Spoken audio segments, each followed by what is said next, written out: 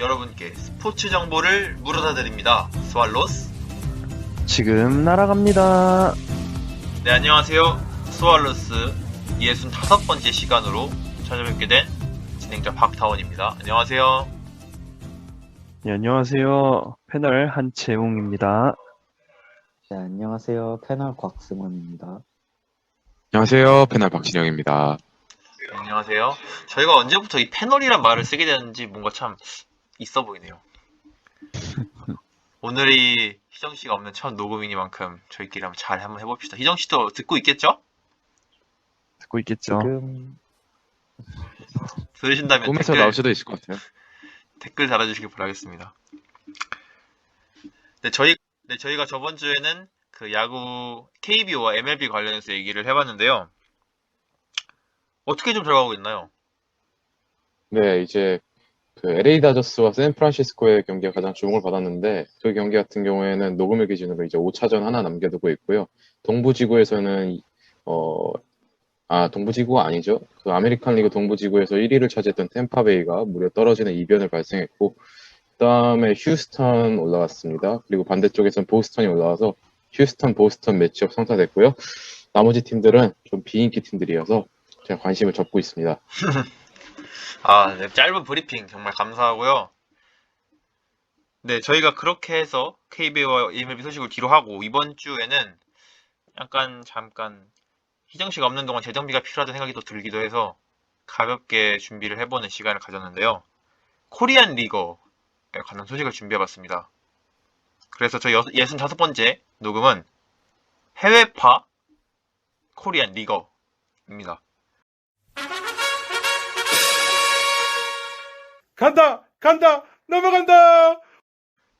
참 많은 코리안 리거들이 뛰고 있죠. 과거에 이영표 선수부터 해서 박지성 선수, 그리고 배구계에는 저희가 잘 알고 있는 김연경 선수, 그리고 저번에 저희가 배구에서 다뤘던 그 쌍둥이들도 코리안 리거라고 할 수 있겠고, MLB에서 다뤘던 양현종 선수는 기아로 돌아올지 안 올지 잘 모르겠지만 있고, 류현진 선수도 있고, 김광현 선수도 있고 엄청 많은데요. 저희가 이번에는 그 선수들 말고 또 다른 선수들의 이야기를 한번 준비해 보도록 하겠습니다. 먼저 채용씨 소개해 주실 분이 누구죠? 네, 저 같은 경우엔 이제 오랜만에 다른 카테고리를 골라봤는데요.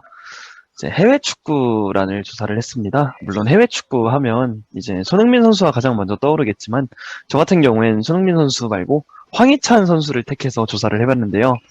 황희찬 선수 같은 경우에는 1996년 1월생으로 25살이고요. 177cm에 77kg. 솔직히 축구선수 공격수 피지컬로는 크진 않지만 그래도 다부진 체형을 갖고 있는 그런 선수입니다. 우리나라 선수로는 이제 특이하게 K리그에서 아예 뛰지 않고 고졸 후에 바로 해외로 간 케이스인데요. 2015년에 고등학교를 졸업하고 포항제철고등학교를 졸업하고 바로 오스트리아 리그로 떠나서 성공적인 정착을 시도합니다. 첫 시즌과 두 번째 시즌은 이제 잘츠부르크라는 팀에 이적을 했는데 잘츠부르크 산하 2군 팀인 2군 팀에서 뛰었지만 이제 두 번째 시즌 중 전반기에 2군에서 전반기에만 11골을 넣으면서 폭발을 하고 콜업됩니다. 그렇게 이제 그의 제대로 된 1군 커리어가 시작이 되는데요. 3년 차에 16골로 팀 내 득점 1위를 차지하고 리그 전체에서 득점 3위를 차지하는 맹활약을 합니다. 4년 차에는 그렇게 맹활약 속에 유로파리그와 챔피언스리그 예선까지도 출전을 하게 되는데요. 그 유로파리그에서 2골을 넣으며 4강까지 가고 챔피언스리그에서는 예선에서 탈락하지만 그래도 예선에서 이제 골맛을 보는 등 날아다녔으나 개인적인 차원에서는 이제 부상을 당하면서 좀 아쉬운 시즌을 보내게 됩니다. 그래도 기대감을 크게 갖고 5년 차에는 독일의 명문이었던 함부르크가 임대 이적을 이제 요청합니다. 그래서 이제 함부르크로 이적을 하지만 함부르크는 사실 그 시즌에 강등을 당해서 이제 분데스 2부에서 뛰던 팀이라서 사실 업그레이드보다는 엽그레이드라는 말이 많았는데요. 그래도 이제 함부르크라는 명문이기도 하고 그쵸. 분데스가 솔직히 오스트리아 리그보다는 더 인프라가 탄탄했기 때문에 기대가 많았지만 생각보다 되게 큰 활약은 하지 못하고 함부르크 쪽에서 주전 기회를 많이 줬음에도 불구하고 아쉬운 활약을 하면서 결국 잘츠부르크로 다시 돌아오게 됩니다. 그래서 이 시즌이 사실 황희찬 선수가 어찌 보면 분기점이 될 수도 있는 시즌이라고 생각을 했는데 이제 홀란드라는 특급까지 영입되면서 과연 황희찬 선수가 잘츠부르크에서 공격수로서의 입지를 탄탄히 다질 수 있을까라는 우려가 많았지만 이 우려는 다 기우였다는 걸 황희찬 선수가 실력으로 증명을 해버립니다.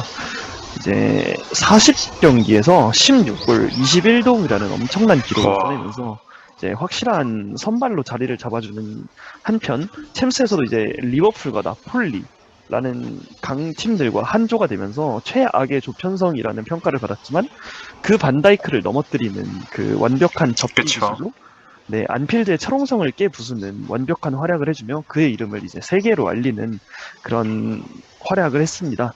득점은 리그에서 11위, 그리고 도움은 전체 2위를 차지하며 리그 유일의 10, 득점 10개, 어시스트 10개를 넘긴 유일한 선수였습니다. 그렇게 이제 독일의 전체 2등으로 저번 시즌을 마쳤던 라이프치히로 이적을 했으나 주전 경쟁에서 좀 아쉽게 밀린 모습이었고 다음 시즌 라이프치히에서 울버햄튼으로 임대 영입되면서 현재 황희찬 선수가 만들어집니다. 그리고 울버햄튼에서 현재 3골을 넣으면서 팀 내 최다 득점자이자 시즌 파워랭킹 공격수 부분에서 4위에 올라있는 황희찬 선수입니다. 그의 앞날을 팬으로서 한번 열심히 응원해보겠습니다. 네, 아무래도 요즘 들어서 특히 더 폼이 올랐다고 해야 되나 라는 생각이 많이 들거든요. 물론 그 울버햄튼 공격진이 상당히 요즘 아쉬운 모습을 보여주고 있어서 황희찬 선수가 기회를 많이 받은 것도 있겠지만 그만큼 황희찬 선수가 잘하고 있기 때문에 그 감독이 원래 믿고 쓰던 선수들 말고 황희찬 선수를 기용해서 쓰는 것이 아닌가 싶은 생각이 좀 드네요. 그쵸. 사실 울버햄튼 같은 경우에는 공격진이 EPL에서도 그렇게 약한 편은 아니잖아요. 그쵸, 특히 그쵸. 황희찬 선수의 이제 맛 포지션만 보더라도 아다마 트라오레 선수인데 그래도 잘 비비고 들어가고 있다는 것 자체가 대단한 거라고 생각이 드네요. 그쵸. 황희찬 선수가 자신만의 장점을 잘 살려서 좀 더 좋은 모습을 보여줄 수 있지 않을까 싶습니다. 들은 바로는 황희찬 선수가 이달의 선수에도 선정이 된 적이 있다고 들었어요. 이 달인지 아니면 주였는지는 잘 네, 이 기억이 안 나요. 달의 선수는 아니고요. 그 금주의 팀에 선정이 됐던 네네. 겁니다. 그건 또 이례적으로 한국인 2명이 한 번에 손흥민 선수와 그쵸. 함께 선정이 돼서 또 이슈가 됐었죠. 황희찬 선수가 좋은 경험치를 먹고 국가대표를 이끌어갈 또 다른 인재가 됐으면 하는 바람입니다. 네, 이렇게 최근 들어서 더 좋은 맹활약을 보여주고 있는 황희찬 선수의 이야기를 들어봤고요. 다음은 제가 준비한 소식인데요. 제가 이 카테고리를 준비한 건 또 처음이에요. UFC 관련된 선수의 이야기입니다. 저는 코리안 좀비 정찬성의 이야기를 준비해봤습니다. 정찬성은 87년생 3월 17일로 3월 17일생으로 한국 나이로 34살입니다. 175라는 그렇게 좋은 신체 조건은 아니지만 187의 리치를 가지면서 꽤나 동양인이라는 그러한 편견에 비해서 엄청나게 긴 리치를 갖고 있는 선수입니다. 더불어서 UFC 패더급 랭킹 4위를 달고 있는 엄청 어마무시한 선수라고 할 수 있겠죠. 그리고 특히 종합교투기 전적 23전 17승 6패라는 기록을 갖고 있고 눈여겨볼 만한 뭐라고 하죠? 이력이 AOMG 소속이에요. 이게 원래 사적으로 알고 지내던 사이였는데 박재범이 정찬성한테 돈 벌어줄 필요 없다. 그냥 와서 열심히만 해라. 라는 말에 감동을 받아서 가게 되었다고 합니다. 그래서 여러분들이 AOMG가 어떻게 도와주고 있나 싶은 생각이 좀 들 텐데요. 경기적인 부분에서는 정찬성이 다 하지만 예를 들어서 뭐 엔터테인먼트적인 부분, 뭐 훈련비를 스폰서를 데려와 준다든지 아니면 경기 매치업을 잡아준다든지 이런 거를 다 원래 정찬성 개인이 부담을 했었는데 AOMG 측에서 많은 도움을 주고 있다고 합니다. 네, 그래서 정찬성 선수의 일대기를 좀 살펴보자면 원래는 WEC라는 그 대회에서 활동을 하다가 이제 WEC가 UFC로 흡수되면서 UFC에 자연스럽게 데뷔하게 된 선수인데요. WEC에서는 2경기밖에 없었지만 모두 패배하면서 그렇게 결과적으로 보면 좋지 않은 시즌 경기를 보냈지만 그 두 경기가 엄청나게 경기 내에서 편법 판정이라는 이야기가 있을 만큼 좋은 모습을 보여줬어요. 그 경기 중에 하나가 레오나르도 가르시아와의 경기였는데 그 경기에서 엄청난 그 투지를 보여주면서 코리안 좀비라는 별명을 얻게 되었습니다. 그렇게 해서 UFC 입성하고 나서 한 번 더 가르시아와 2차전을 가졌는데요. 그 경기에서는 또 트위스터라는 엄청나게 어려운 서브미션을 통해서 탭을 받아서 승리를 가져오는 이변을 또 보여줬습니다. 그 다음 경기로는 캐나다의 마크 오미닉 선수와의 경기였는데요. 7초 만에 오른손 카운터 펀치로 UFC에서 5손가락 안에 꼽는 최대한 시간 KO 승을 가져오면서 조금 더 성장한 모습을 보여줬습니다. 그리고 당시 패더급에서는 초신성이었던 더스틴 포이리에를 꺾으면서 그 절중의 기량을 보여준 바도 있고요. 그렇게 하면서 이제 그 조제 알도라는 탑티어급 선수에게 도전장을 내밀었지만 경기 도중 탈골이 되면서 조제 알도가 이제 그 탈골된 어깨를 파악하고 계속 거기만 노리는 바람에 씁쓸하게 패배를 하게 되었습니다. 그 후에 이제 부상과 이제 군대 복무 관련된 문제가 겹치면서 한 3년 정도 쉬고 2017년에 복귀를 하게 되었어요. 이제 복귀를 하고 이제 아무래도 점점 다시 순위로 올라가야 되다 보니까 바로 9위인 데니스 버뮤데즈와 그 매치업을 했고 꺾은 다음에 무난하게 5위까지 입상하게 되었습니다. 이렇게 잘 흘러가다가 UFC 25주년 경기로 그 에드가와의 매치를 준비했었는데 에드가 선수가 부상을 당하면서 성사되지 못하고 야이르 로드리게즈와 그 재체 매치업을 했습니다. 경기 내내 그 좋은 모습을 엄청 많이 보여주긴 했는데 정말 압도했다고도 할 수 있어요. 근데 경기 종료 직전에 그 우연찮게 엘보우를 맞으면서 기절하는 모습을 보여줬습니다. 그래서 이 경기 이후로 정찬성 선수가 너무 잘 이끌어나가고 있더라도 방심을 해서는 안 되겠다라는 다짐을 했다고 해요. 그 다음에 앞서 제가 얘기했던 그 에드가의 매치업이 다시 이루어졌는데요. 에드가 선수가 레슬링을 주로 하는 선수이기 때문에 그거에 대해서 어떻게 대처할 것인지에 대해서 기초가 주목된 바 있는데 예상 밖으로 정찬성이 주먹세를 보여주면서 정말 압도하는 모습을 보여줬어요. 그래서 패더급 4위로 올라가게 되었습니다. 그리고 바로 볼카노브스키. 네네. 그 선수와는 3번을 경기를 치른 건가요? 아니죠. 에드가 선수와는 밀렸었는데 이제 치른 거죠. 네. 지난번에 한번 밀렸던 선수. 네네. 에드가 선수가 부상을 당해서 경기가 밀렸다가 한번 이게 그때 치른 건데 그 자리에서 엄청난 모습을 보여주면서 승리를 가져왔습니다. 그 다음에 이제 볼카노브스키한테 도전장을 내밀었는데 그로 가는 관문 중에서 오르테가 선수와의 매치가 있었어요.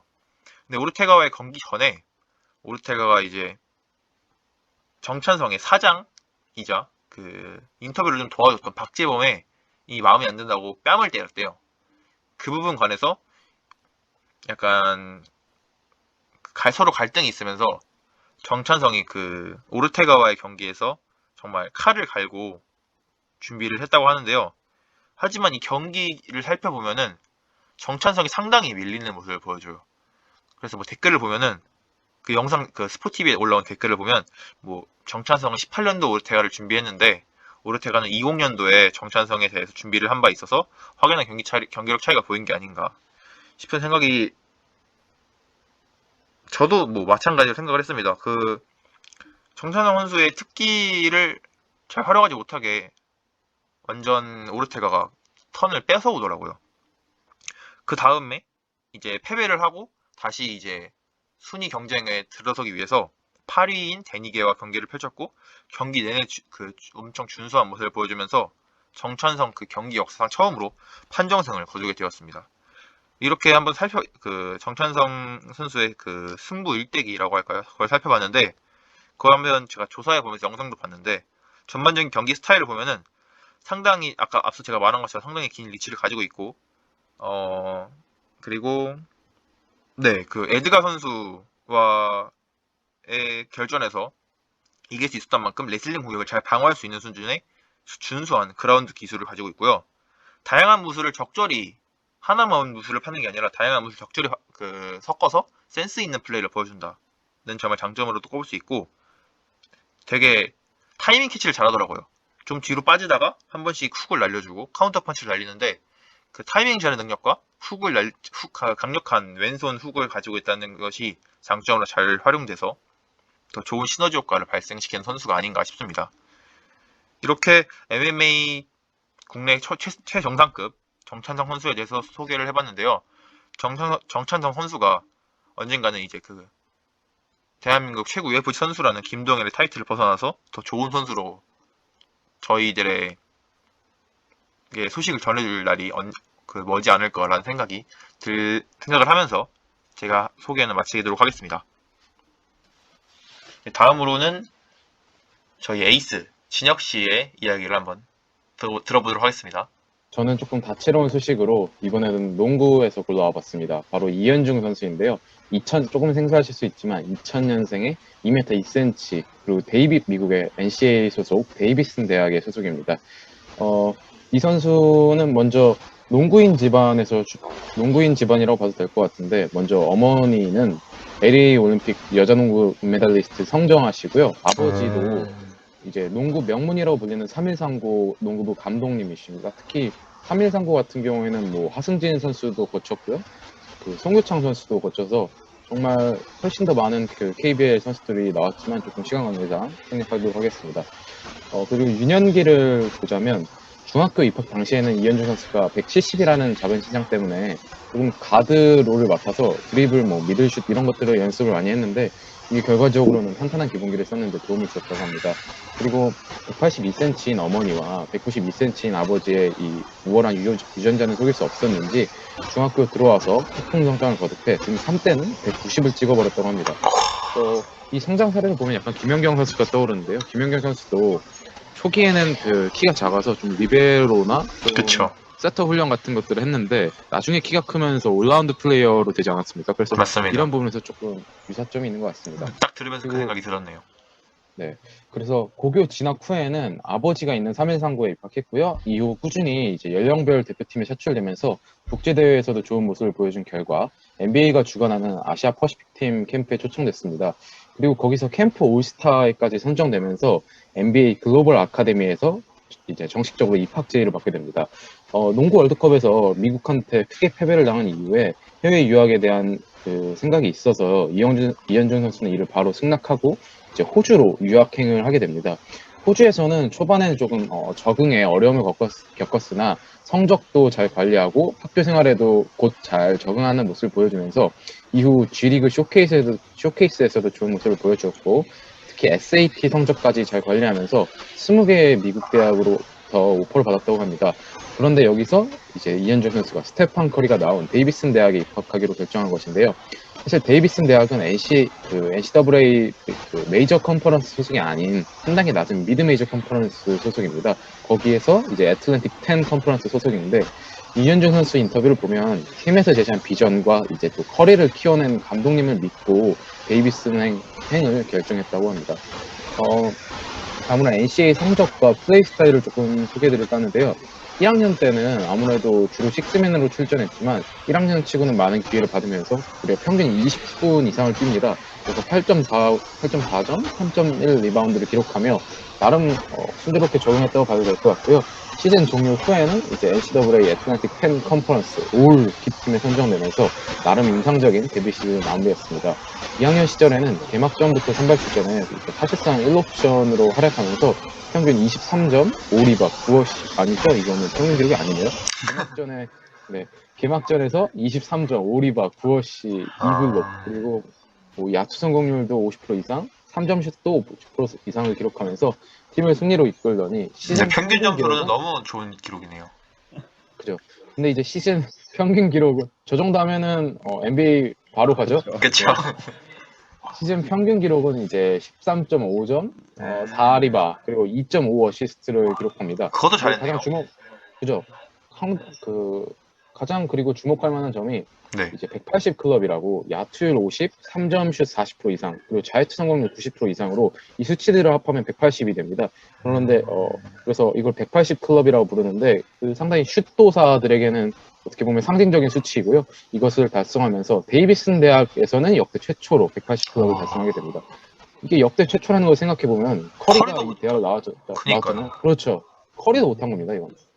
이게 되게 대단한 기록인 게 NCAA 역사상으로 따져도 10명 정도밖에 되지 않는 그런 기록이고 NBA 역사상으로 따져도 7명인가 밖에 없는 기록이거든요. 와. 그래서 정말 대단한 기록을 이현중 선수가 세웠다라고 볼 수 있는 거죠. 네. 그래서 참 자랑스러운데요. 지난 시즌과 달라진 점을 보자면 지난 시즌에 비해서 뭐 스탯 같은 것도 전체적으로 향상됐지만 뭐 벌크업을 통한 증량의 결과가 빛을 발하는지 수비도 상당히 좋아진 모습을 보였고 특히 어시스트 수치도 대폭 늘어났습니다. 또한 3점슛 성공률에서도 볼 수 있듯이 이 A10 컨퍼런스 내에서는 최고의 슈터로서 면모를 뽐내며 경기 영상을 보면 상대 수비 전문 선수들이 이현중 선수를 밀착막하는 모습을 볼 수 있습니다. 그런 것도 이제 상대 팀에서도 쟤는 슛쟁이다라는 걸 알고 좀 확실하게 견제를 하는 모습을 보여줬고요. 한편 지난 시즌 아쉬운 점이라면 이제 A10 컨퍼런스 토너먼트에서 최소 결승에는 올라가야 이제 마치 매드니스라고 불리는 3월의 광란 참가를 노려볼 수 있었는데 아쉽게도 팀이 4강에서 탈락하며 시즌을 마무리했습니다. 플레이 스타일 같은 경우에는 이제 2번 포지션과 3번 포지션, 즉 슈팅가드와 스몰 포워드로 오가는 스윙맨 같은 스타일이며 3점슛이 매우 정확한 슈터입니다. 또한 상당히 빠른 슈팅 릴리즈를 가져가는 슈퍼홈을 사용하는 것이 특징인데 신장이 동 포지션 선수 대비 워낙 좋기 때문에 블락을 당할 확률이 굉장히 낮습니다. 가장 큰 장점이라면 공 잡자마자 올라가는 캐치앤샷이 정확하다는 것이고 공이 없을 때 옵더볼 움직임도 매우 좋아서 이 커딩 플레이로 슈팅을 제외한 형태에서 많은 득점을 뽑아내고 있습니다. 이제 다가오는 3학년 시즌이 가장 중요할 것으로 보여지는데 주목할 만한 점은 이현준 선수가 이제 자신들의 약점을 더욱 더 쥐어가면서 한 단계 더 성장한 모습을 보여줄 수 있는지. 씨의 가슴이 웅장해지는 소식 잘 들었습니다.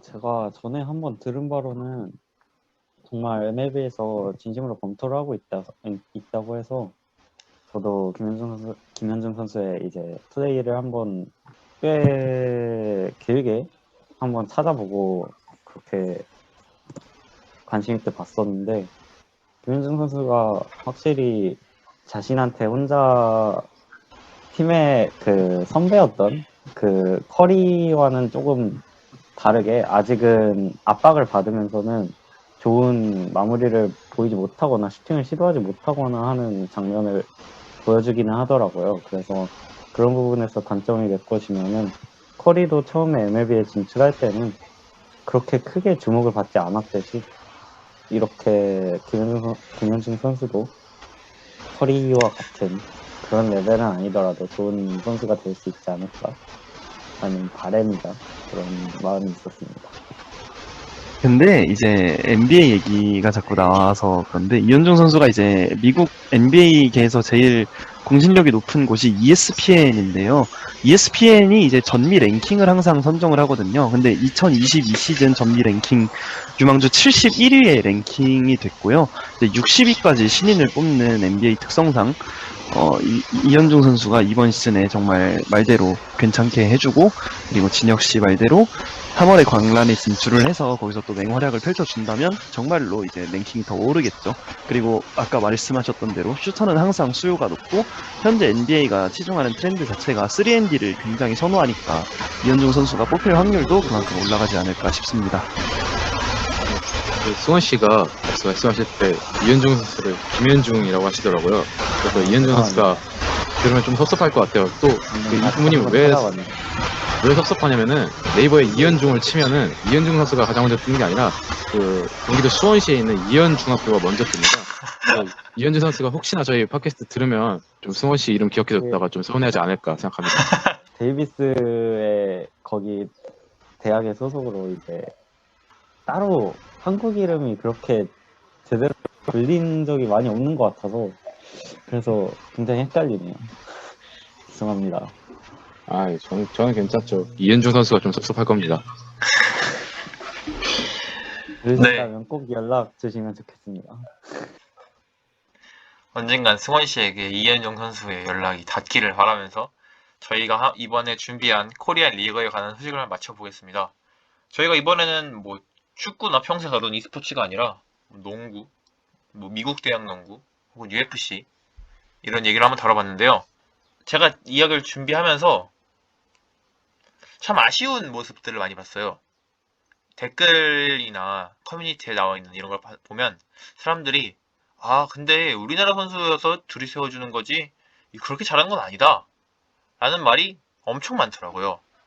하지만 여러분 그래도 잘하고 있는 선수들한테 응원을 해주지 못할 망정 비난의 말은 삼가는 게 어떤가 싶은 생각으로 저희 이번 65번째 녹음 마쳐보도록 하겠습니다. 저희도 너무 안 좋게 생각하지 마시고 조금 많이 들어주시면 더 감사하겠고요. 그러면 안녕히 계세요. 안녕. 안녕히 계세요.